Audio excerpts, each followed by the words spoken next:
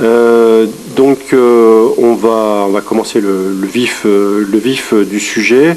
Dans un premier temps, aborder plutôt un aspect plus philosophique du sens du soin, avec Élodie Camille-Lemoine, qui est notre philosophe de l'espace régional, et puis Philippe Bizouarne, qui est anesthésiste réanimateur, que j'ai connu parce qu'on était au comité d'éthique de la Société française d'anesthésie réanimation ensemble, et j'ai toujours beaucoup apprécié son approche, mais qui, en plus d'être, j'allais dire un simple praticien, comme si on pouvait être un simple praticien,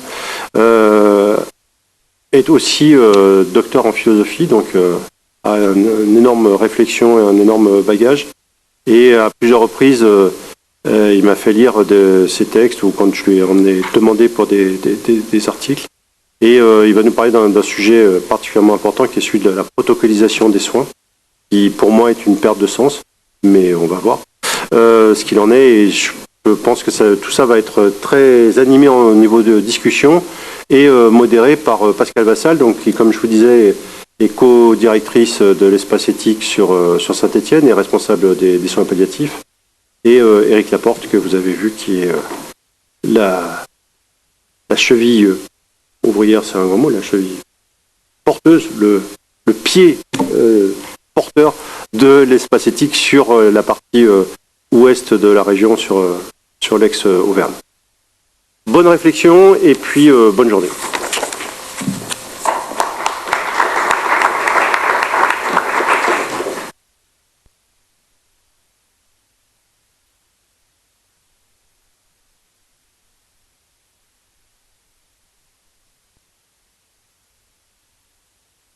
Nous passons la parole à Élodie Camille-Lemoine, philosophe. Alors, est-ce que vous m'entendez? Oui, j'entends que c'est mieux. Alors, bien, écoutez, merci beaucoup pour cette introduction, cet accueil. On est vraiment ravis de pouvoir se retrouver ensemble. Ça fait 2 ans que nous n'avons pas pu tenir d'automnale. Donc, voilà, celle-ci a un goût particulier et on va le savourer ensemble tout au long de cette journée. Alors, j'ai la tâche d'ouvrir donc cette première journée, cette première matinée autour de ce fabuleux thème, je pense, du sens du soin. Et donc, je vous propose de le faire, alors évidemment d'un point de vue philosophique ou en tout cas réflexif. Et j'espère pouvoir poser quelques idées, peut-être quelques significations autour de ce terme de sens qui en revêtent beaucoup, pour pouvoir nous donner des pistes en fait pour poursuivre la réflexion et surtout les échanges à la suite de tout ça ensemble. Alors je commence dès à présent et mes chers collègues, je compte sur vous pour m'arrêter si jamais je dépassais le temps.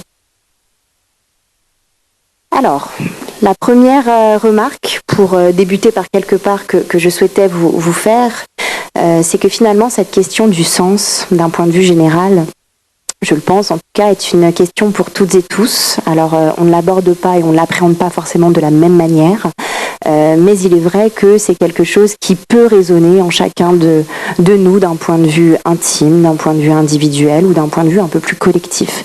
Et c'est vrai que les derniers mois que nous avons pu vivre, notamment marqués par une crise sanitaire sans précédent, l'a bien mis en avant, et d'une façon différente, selon les secteurs et selon les points de vue. Plus particulièrement, et d'un point de vue plutôt plus général, la question du sens, elle est beaucoup questionnée ces derniers temps, notamment dans la sphère professionnelle, c'est-à-dire dans notre rapport au travail. Très simplement, en faisant quelques petites recherches pour cette première conférence, j'ai essayé de voir où se posait cette question du sens et de la quête de sens. Et ce qui ressort le plus majoritairement, c'est la quête de sens dans le monde du travail. Comme si finalement ça n'était pas évident ou ça ne l'était plus, comme si il fallait donner un petit peu de corps à ce que l'on fait la plupart du temps, en tout cas dans nos vies. Et donc c'est intéressant et je pense qu'on aura l'occasion d'y revenir, en tout cas pour le travail du soin tout au long de la journée. Une autre dimension qui est aussi ressortie par rapport à cette question et cet intérêt pour le sens, c'est plus davantage dans des générations peut-être plus jeunes, ou en tout cas quand quand on regarde un petit peu qui ça interpelle, les jeunes générations se posent la question du sens des choses, alors du sens de ce qu'ils vont faire de leur vie, du sens de ces études, de ce métier, de ce lieu d'habitation, de voyage, enfin tout un tas de choses. Et c'est vrai que ça ressort aussi un peu plus majoritairement dans cette tranche de la population. Donc c'est un sujet qui nous concerne toutes et tous. Aujourd'hui, il est question de l'interroger pour le monde du soin. Ce monde du soin, je pense qu'on peut dire qu'il est spécifique, qu'il est particulier, précisément parce que quand on œuvre et on entre dans cette sphère du soin, on est en lien avec ce fabuleux thème qui est celui de la vulnérabilité. Alors d'une vulnérabilité qui est certes peut-être celle spontanément des patients qui viennent rencontrer un monde et fait de soignants pour pouvoir peut-être avoir, alors si ce n'est une réponse, en tout cas un accompagnement de la vulnérabilité liée à une pathologie du corps, de l'esprit, à un mal-être, quel qu'il soit. Néanmoins, ça met les professionnels de santé face à cette vulnérabilité. Et donc, ça peut être créateur d'une autre forme de vulnérabilité. Donc, je pense que la question du sens du soin doit vraiment s'ancrer dans cette pensée de la vulnérabilité. Et plus particulièrement, même si le sujet n'est pas que celui-là aujourd'hui, c'est difficile de ne pas mentionner la crise sanitaire que nous avons vécue ces derniers mois, que nous vivons encore d'une certaine manière, et qui a été une question folle, j'ai envie de dire, pour la question du sens, précisément parce que ça a mis le soin dans une configuration fort différente. D'accord ? Une dimension de nouveauté. Il a fallu s'organiser dans des conditions qu'on ne connaissait pas, parfois des conditions très tendues. Une dimension de temporalité aussi vraiment inédite, dans un contexte d'urgence parfois, dans un contexte de latence d'autres fois, selon les dispositions, selon les normes, selon le matériel disponible. Il y a eu vraiment ce rapport au temps qui était assez intéressant.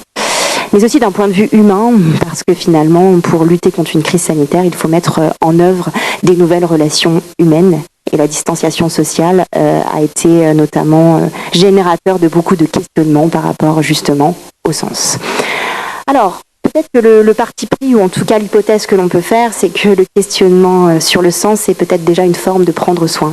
En tout cas, je pense qu'on a beaucoup à gagner à s'interroger d'un point de vue éthique, et c'est l'essence même de notre espace éthique régional et de nos automnales de l'éthique, mais plus particulièrement interroger la question du sens entre vraiment directement dans cette considération du prendre soin. Alors, justement, petit passage quand même, je sais pas obligé, mais en tout cas souhaité et souhaitable par alors peut-être l'étymologie ou les définitions, et je ne resterai pas trop, quoique j'aurais pu rester plus longtemps, parce que en allant fouiller dans le dictionnaire pour trouver la signification du mot sens, je m'attendais pas à voir autant de choses, donc j'ai essayé de synthétiser comme j'ai pu. Quand on regarde l'étymologie, le sens déjà est directement lié par le fait de percevoir par les sens, de ressentir. La question des 5 sens, finalement. Je ne m'attendais pas forcément à voir ça en premier, mais c'est ce qui ressort le plus. Aussi la question de la direction, du chemin. Et du point de vue des définitions, on retrouve également tous ces éléments étymologiques avec un petit peu plus de choses. Donc, le sens serait déjà la signification, l'acception d'un terme. Le sens serait l'orientation, la direction. Mais le sens serait aussi cette faculté, cette capacité à pouvoir éprouver des sensations. Et déjà là, en fait, je vous ai donné les axes que j'aimerais aborder avec vous ce matin pour essayer de voir ce que l'on peut dire du sens du soin. Je me suis permis aussi de remettre quelques expressions, je pense que nous allons réaborder tout au long de la journée, qui viennent mettre en avant la question du sens. Alors le sens commun, le bon sens, le fait d'avoir le sens de quelque chose. Alors c'est un peu différent de ce que disait Jean-Étienne tout à l'heure. Je pense qu'il y a une nuance qu'on va pouvoir travailler ensemble. La perte de sens qui peut peut-être ouvrir vers une quête de sens, et peut-être qu'aujourd'hui on peut s'inscrire dans cette quête de sens collective, notamment à partir de la dimension éthique. Donc voilà ce que j'aimerais vous proposer pour essayer d'investiguer cette large question du sens du soin. Vers où va le soin ? Comment se fait le soin ? Et pourquoi le soin ?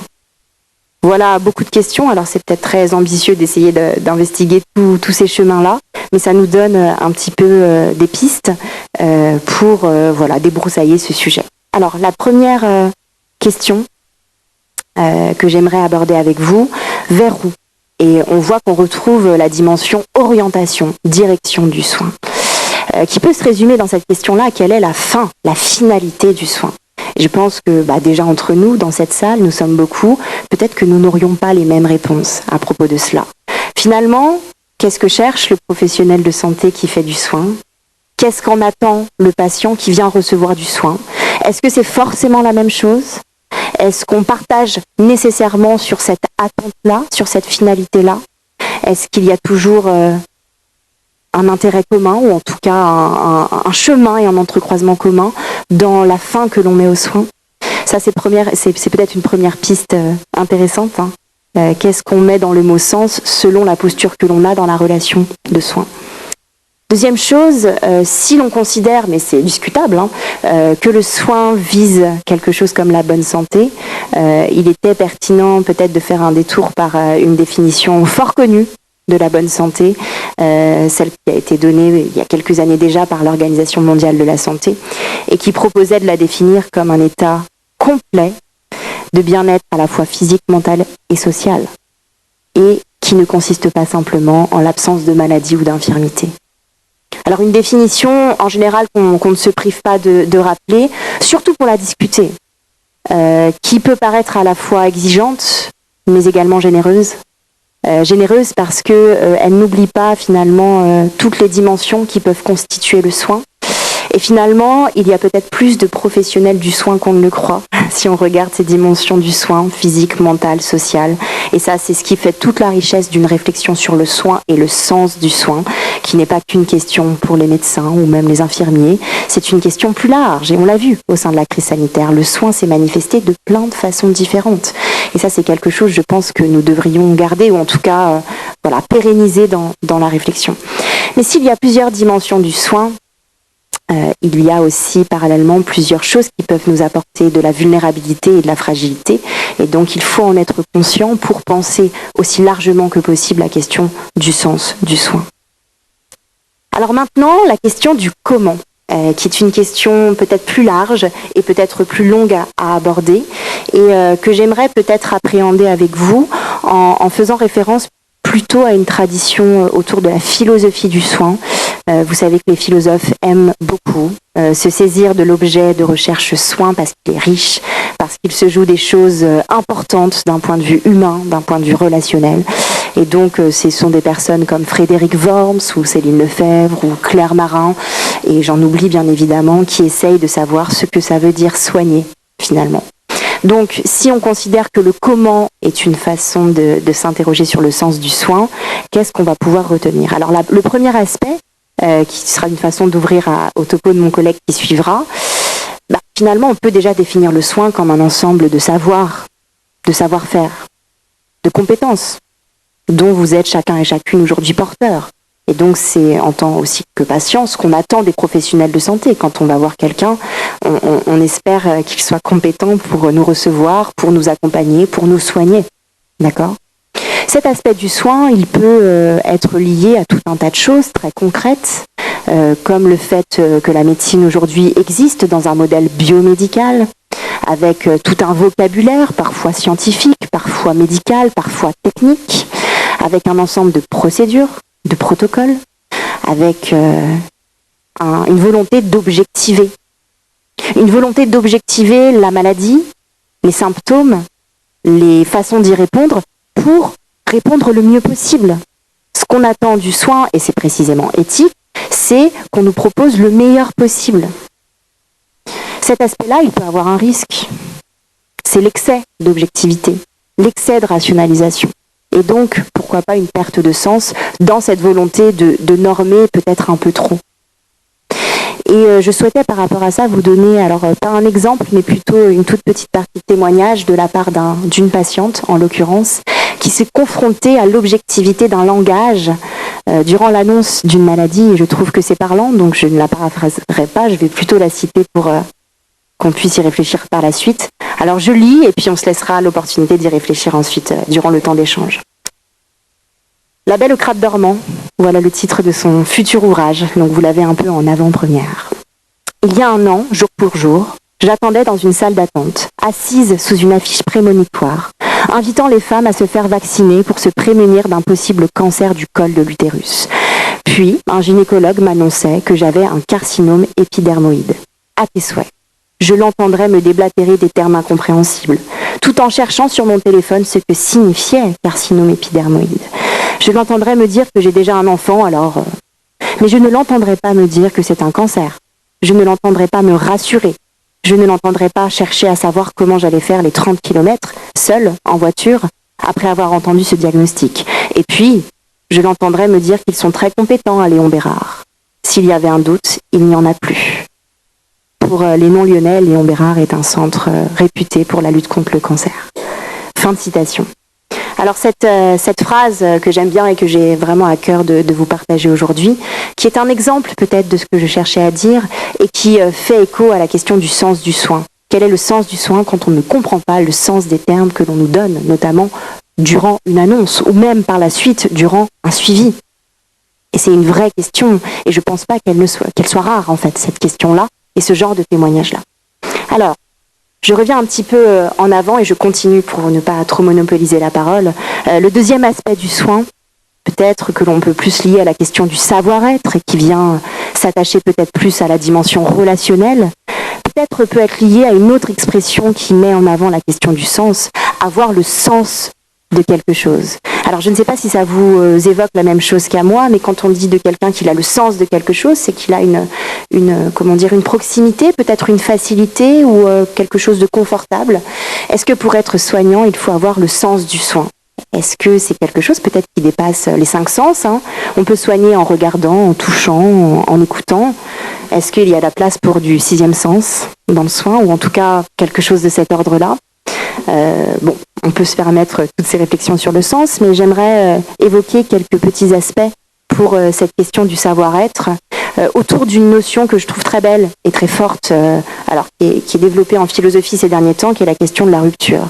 Est-ce que la maladie est vécue au titre d'une vie individuelle comme une rupture, c'est-à-dire comme quelque chose qui vient briser un fil, où il y aurait un avant et un après? Et finalement, pour comprendre le sens du soin, ne faut-il pas appréhender la maladie comme une rupture, alors que ce soit pour les patients qui le pensent, ou même pour les professionnels qui l'accompagnent, et plus encore pour les institutions qui portent le soin? Et cette rupture, alors qui a notamment été développée par Claire Marin il y a quelques années dans un très bel ouvrage, où justement elle évoque la place des ruptures dans nos vies, hein, que ce soit sentimentale, professionnelle ou médicale finalement, eh bien, la rupture peut se jouer au niveau de notre rapport à la vie, comme je vous le disais, un avant et un après. Au niveau aussi de notre rapport à la mort. La mort, c'est quelque chose que l'on connaît. Très tôt dans l'existence, on sait que ça existe. Les enfants posent des questions très vite sur la mort, ce que c'est, ce que ça implique. Mais la maladie et l'expérience de la maladie, c'est peut-être une prise de conscience pleine et entière que la finitude est quelque chose de sérieux et de réel. Notre rapport au temps aussi finalement, précisément car quand on fait l'expérience de la maladie, le temps peut être bouleversé, d'autant plus si la maladie est grave et encore plus si elle est incurable. Le temps devant nous se réduisant comme peau de chagrin et donc le rapport à l'avenir change. Et le rapport au quotidien. Vivre la maladie, c'est voir ces jours, tous ces jours en fait, modifiés.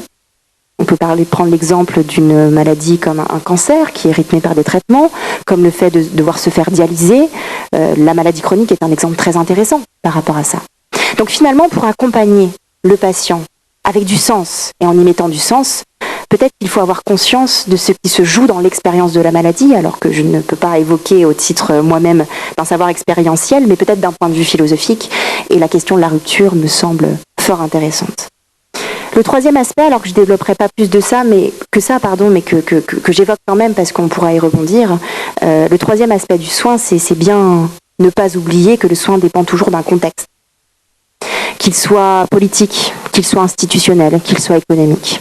Et pour le coup, la crise sanitaire nous l'a bien rappelé, si on l'avait oublié, face finalement aux normes récurrentes qui étaient proposées au monde du soin et qui a donné une direction finalement commune qui était de lutter contre l'épidémie, quitte à laisser de côté un certain nombre de choses qui ont parfois fait questionner sur qu'est-ce que je fais aujourd'hui en tant que soignant, est-ce que ça a du sens pour moi, comment j'y mets du sens même dans un contexte troublé. Et finalement, c'est aussi se questionner sur le sens du soin que de se questionner sur cet aspect-là, c'est-à-dire sur le contexte qui porte le monde de la santé. Et je pense qu'il faut prendre soin du soin. Je pense qu'il faut prendre soin du système de santé, qu'il faut prendre soin de réfléchir les politiques de santé pour que le sens finalement soit descendant, en tout cas qu'il soit existant dans le quotidien des professionnels, des patients, des équipes. Alors, je chemine vers ma dernière idée, la question du pourquoi, qui me semble être intéressante aussi à questionner dans cette réflexion sur le sens. Et j'ai envie de vous poser cette question-là. Je pose beaucoup de questions, j'en suis navrée, mais la philosophie chemine beaucoup avec des questionnements. Est-ce que le soin, le monde du soin, en tout cas tel que vous pouvez le connaître, laisse-t-il de la place au pourquoi ? Alors, on peut très bien répondre à ce pourquoi d'une façon très objective et médicale. Pourquoi cette maladie à ce moment-là ? Qu'est-ce qui peut la causer ? On peut répondre en termes de causalité. On peut retracer pourquoi la maladie a évolué. On peut retracer pourquoi elle s'est développée. En tout cas, on peut l'esquisser, bien évidemment. C'est jamais une certitude. Néanmoins, entre le discours rationnel porté par la science médicale et une signification plus large du pourquoi, comment pouvons-nous situer les choses ? Et j'ai envie d'ouvrir finalement à une dimension un peu plus existentielle. Quand on se pose la question du pourquoi moi ? Pourquoi maintenant ? Quel est le sens de la maladie ? Quel est le sens de ce que je vis aujourd'hui ? Eh bien, on est dans du questionnement existentiel. Et le fait est que le soin, vraiment, est un domaine qui laisse entrevoir beaucoup de questions existentielles, puisque se jouent des questions fondamentales, le rapport à la mort, la souffrance, la maladie, le corps. Tout un tas de questions qui nous dépassent, beaucoup de fois où on peut les interroger. Donc finalement, je pense qu'il faut être, pour avoir le sens du soin, en tout cas pour réfléchir à cette question du sens du soin, bien être au fait que dans le soin se jouent des questions fondamentales pour l'être humain. Et ça a un enjeu pour la formation, je pense, des futurs professionnels de santé, pour sensibiliser, pour en parler, sans dire qu'ils auront les réponses, mais juste savoir que ça peut exister, qu'on peut les interroger un jour sur des questions comme la mort, comme la souffrance et comme le sens de tout ça. Alors pour terminer, et pour laisser la place à mon collègue, finalement, je pense que au cœur de la crise sanitaire, il y a eu une impulsion assez intéressante pour la réflexion éthique, puisqu'on a été confronté à des situations qui nous ont dépassés. Ont été mis en place des choses comme des cellules éthiques de soutien. Je ne sais pas si vous en avez entendu parler, au sein des régions, parfois adossées au comité d'éthique existant, parfois se créant. Et je trouve qu'il est important, primordial, et c'est ce qu'on fait peut-être aujourd'hui, de pérenniser cette impulsion de la réflexion éthique. Ça ne doit pas être l'effet simplement que d'une crise, ça doit s'inscrire dans le temps et dans la durée. Et finalement, pour pouvoir faire perdurer cette réflexion sur le sens du soin, et surtout pour le faire ensemble. Et je trouve que cette journée sur le sens est fabuleuse, parce que ça va nous permettre d'y réfléchir collectivement, et de faire écho, pourquoi pas, à des questionnements qui sont les vôtres, des questionnements individuels. Merci beaucoup pour votre attention.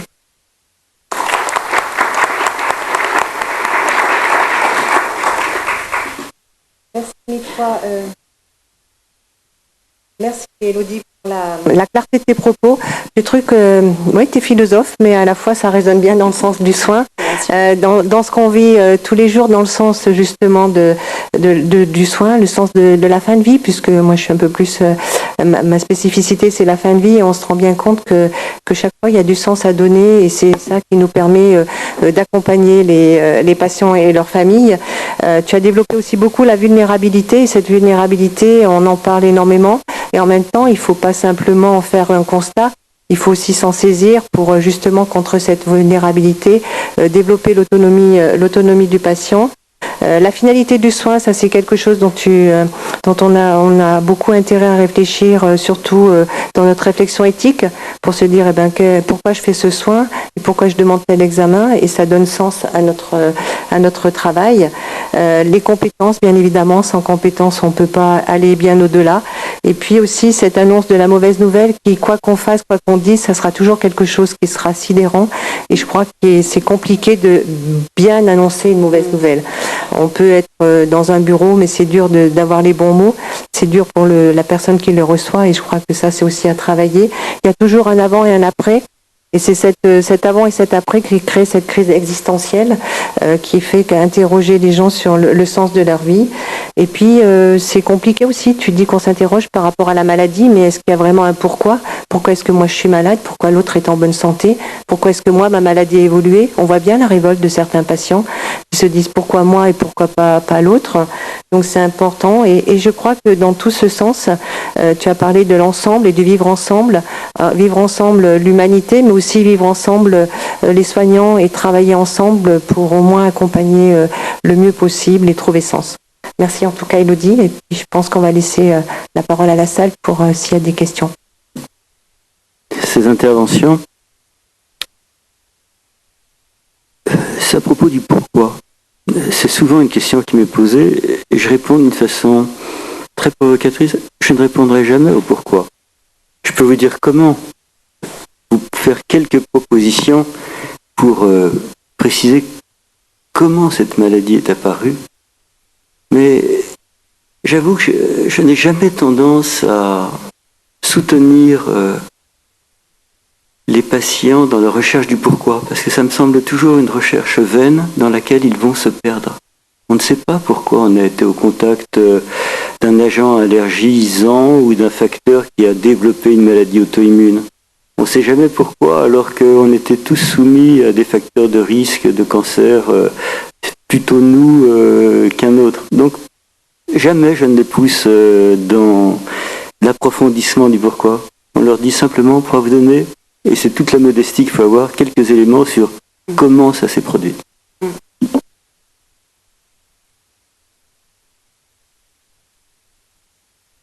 Moi, je sais. Il faut un temps.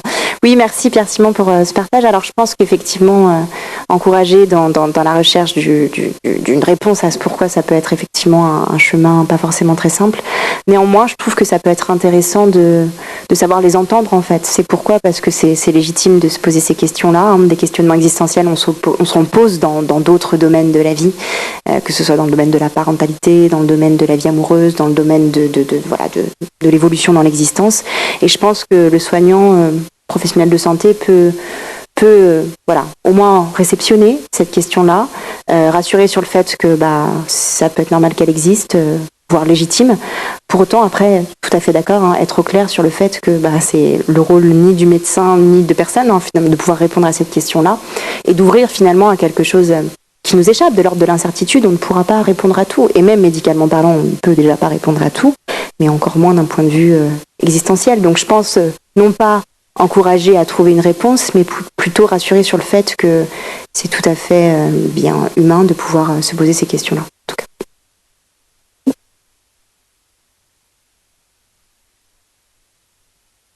Alors moi, je voulais te poser une question éventuellement sur le comment, en lien aussi avec ce que tu disais Pascal par rapport au vivre ensemble. Le sens du soin perçu par le patient est forcément au centre des préoccupations. On sait que le patient qui vit sa maladie et qui reçoit les soins, et au fil du temps, il acquiert effectivement une réelle expertise. Et donc je me demandais, sur un plan philosophique, comment bien considérer son expérience de la pathologie.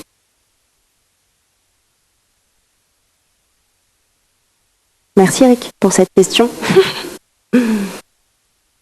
Non, c'est une question intéressante et Isabelle aura l'occasion de revenir sur ce regard en fait du patient et sur la question de l'expérience, je pense, de la maladie et de la vulnérabilité. Je trouve effectivement que c'est un point essentiel, en tout cas pour questionner le sens du soin.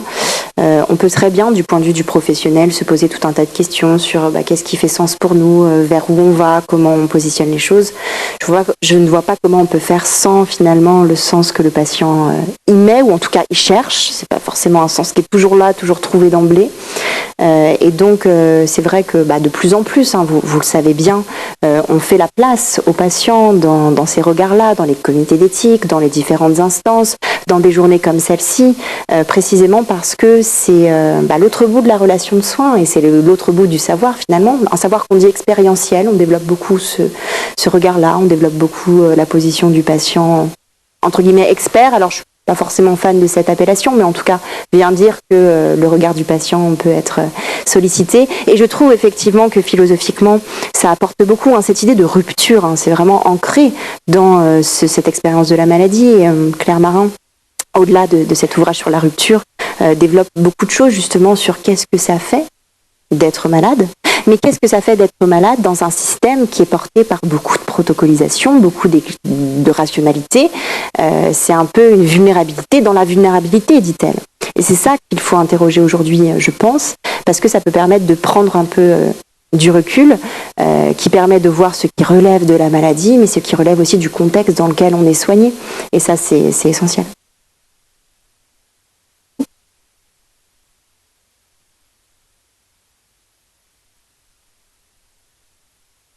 D'autres questions?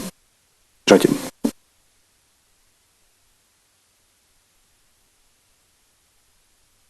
Vous m'entendez? Alors moi je voulais revenir sur une notion qui m'a beaucoup intéressé parce que elle m'intéresse beaucoup d'une manière générale, et en plus je n'avais même pas fait le lien avec le titre de la journée, c'est sur la sensibilité, parce que pour moi,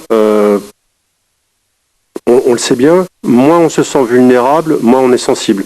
La sensibilité, c'est ce qui protège de la vulnérabilité. C'est l'animal sauvage a un odorat développé, une vue développée, etc. Donc il faut être sensible, et moi je prêche auprès des étudiants, etc. pour dire il faut garder la sensibilité, parce que c'est comme ça qu'on ressent l'autre et on sait ce qu'il lui faut à travers au-delà du langage, au-delà même des expressions corporelles, des fois un simple mouvement, une simple signe. Et alors tu as évoqué un sixième sens.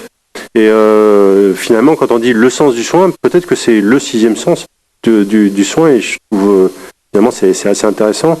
Et alors, est-ce que c'est pas prétentieux pour les soignants de dire qu'il y a un sixième sens qui serait le sens du soin? Est-ce que c'est un sens qui existe chez tout un chacun et qu'il faut développer?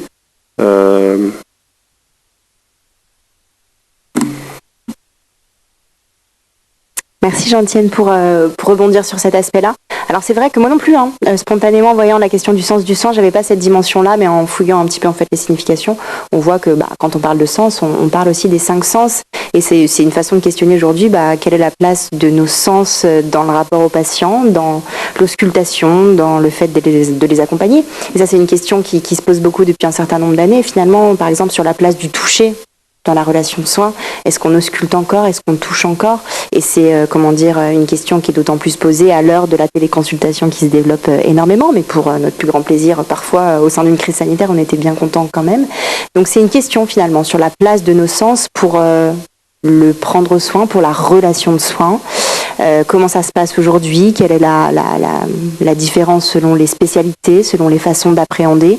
C'est sûr que quelqu'un qui est dans la psychomotricité aura un rapport au corps qui est différent de quelqu'un qui est en réa peut-être, ou je ne sais pas. Donc ça c'est intéressant. Alors après la question du sixième sens, alors c'est une idée qui est donnée comme ça, effectivement, mais je trouve que ce qui se joue aussi dans le soin, c'est des choses qui peuvent dépasser cette sensibilité inhérente à nos sens premiers, et l'expression avoir le sens de quelque chose, je trouve peut-être rebondir un peu sur ça. Alors je ne peux pas en dire beaucoup de choses de plus, mais finalement comment on travaille cette intuition en fait finalement, ou cette anticipation, ou ce feeling parfois, et je ne sais pas de quoi il dépend. Est-ce qu'il dépend de l'expérience? Est-ce qu'il dépend d'un caractère? Est-ce qu'il dépend d'un contexte? Je pense qu'on peut se permettre pas mal d'hypothèses, mais je pense que ça a sa place, en tout cas dans le monde du soin, et j'imagine que vous le savez mieux que moi. Mais en tout cas, oui, une réflexion intéressante sur ça. Merci.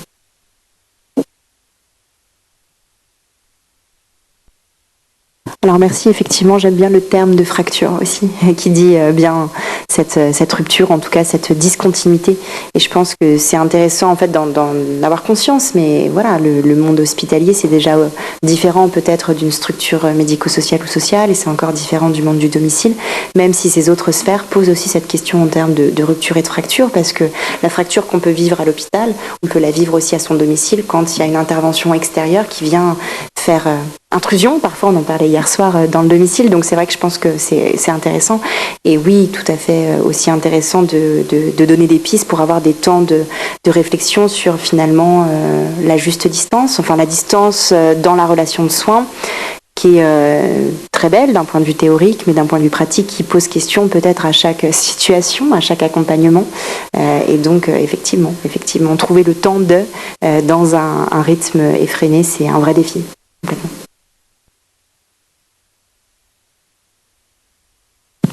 Alors effectivement, je pense que c'est important de le rappeler, hein, la question de prendre la température de la relation avec l'autre, elle suppose l'autre, effectivement, et ce qui se joue dans une relation ne se jouera pas dans une autre. Et cette question de la rencontre, c'est une notion forte d'un point de vue éthique. Est-ce que la rencontre est toujours possible? Est-ce que la rencontre passe simplement par la présence physique? Est-ce que parce que nous sommes en face aujourd'hui, ça veut dire que nous nous rencontrons? C'est pas dit. En tout cas, ça permet d'aller loin un petit peu sur les conditions de possibilité de la rencontre dans le soin et ce qui peut l'empêcher parfois. En tout cas, je trouve que c'est un beau sujet, y compris philosophie. Merci en tout cas pour votre intervention. Mais peut-être rajouter deux notions qui pourraient peut-être continuer le débat, qui serait la question de la posture professionnelle autour de la question du sens. Nous sommes soignants, nous avons des métiers différents et comment on se positionne, y compris dans le choix du métier. Tout à l'heure, il y a une intervention sur les étudiants, donc ça intervient aussi là-dedans, mais aussi plus tard, lorsqu'on devient des soignants mûrs, on va le dire comme ça. Et il y a la question du sens aussi, tu viens un petit peu de l'évoquer, Elodie, sur la question de l'asymétrie dans la relation. Le petit document que tu nous as lu nous fait bien penser à cela. Claire Marin l'évoque aussi beaucoup sur le ressenti du patient face à la posture du soignant. Donc je pense que dans cette journée, on aurait aussi à regarder cet aspect-là qui concerne l'asymétrie dans la relation. Merci.